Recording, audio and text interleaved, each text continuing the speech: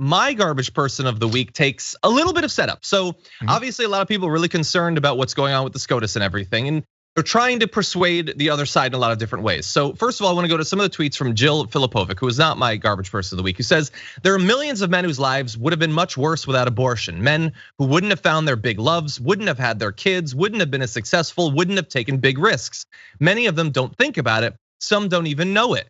How many men are sitting in elected office, running companies, caring for their much loved kids, going on big adventures, working their way up, making their art, writing their books, appearing on your television screen because they didn't become fathers before they were ready?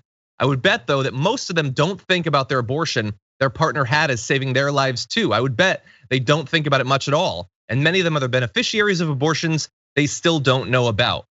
Look, I think that has a lot of truth to it. I think it's true of a lot of different people.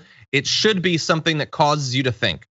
For some, including my garbage person of the week, I don't know if this qualifies as thought. It certainly isn't helpful. It's Ross Duhat, I think it is, the New York Times, who tweeted in response to her thread, worth noting that in the 50 years since Roe, men have become less likely to find a spouse, less likely to father kids or live with the kids they father, and less likely to participate in the workforce.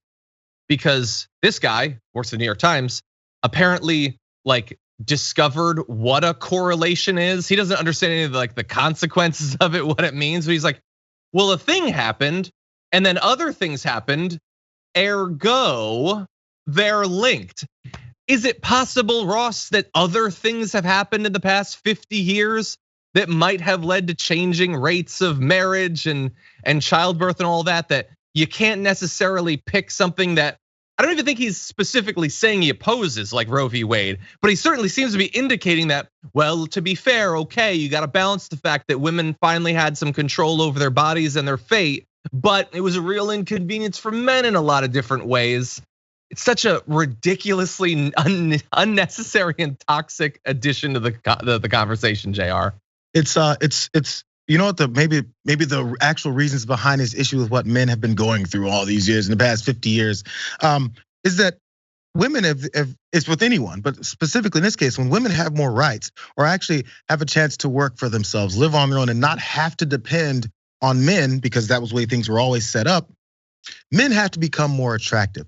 Men have to become more wanted, or that women want something from them outside of the need for an income and a roof over their head, like their children or something. When women have a right over their own fate and outcome, men have to be worthy of them to choose them outside of just, oh, he's got a good job, I guess I'll have to live comfortably. Yeah. Whatever this disgusting piece of garbage human I'm with, I have to.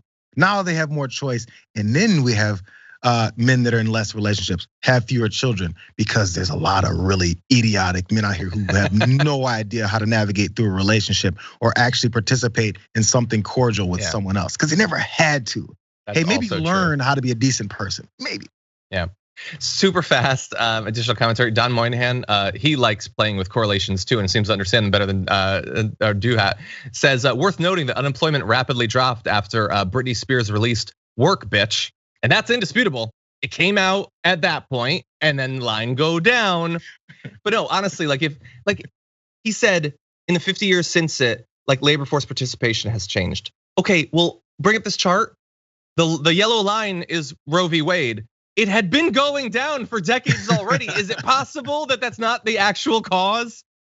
Anyway, that's my garbage person of the week. But many of you voted, 37,000 of you voted for the community garbage person of the week. And coming in at number 5 was Neil Gorsuch at 2% for his involvement in the SCOTUS decision. So people weren't loving that. I love the choices here. Coming in at number 4 with 10% of the vote is Amy Coney Barrett. She couldn't get much recognition there. Brett Kavanaugh in third at 12%. Clarence Thomas in second at 17%. Samuel Alito, though, is your community garbage person of the week with 58% of the vote. For the same reason they're all on there, because they decided that it was up to them whether women get to count as human or not. So thank you to the 37,000 of you who voted. I think you chose right.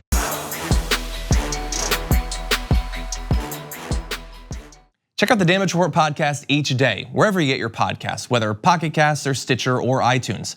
You can join me as I give you the news and stories you want, with a range of co-hosts and interview guests jumping in on the fun each day. Again, that's the Damage Report, wherever you get your podcasts. And if you get them at iTunes, don't forget to rate and review. Sometimes I'll read them live on the show.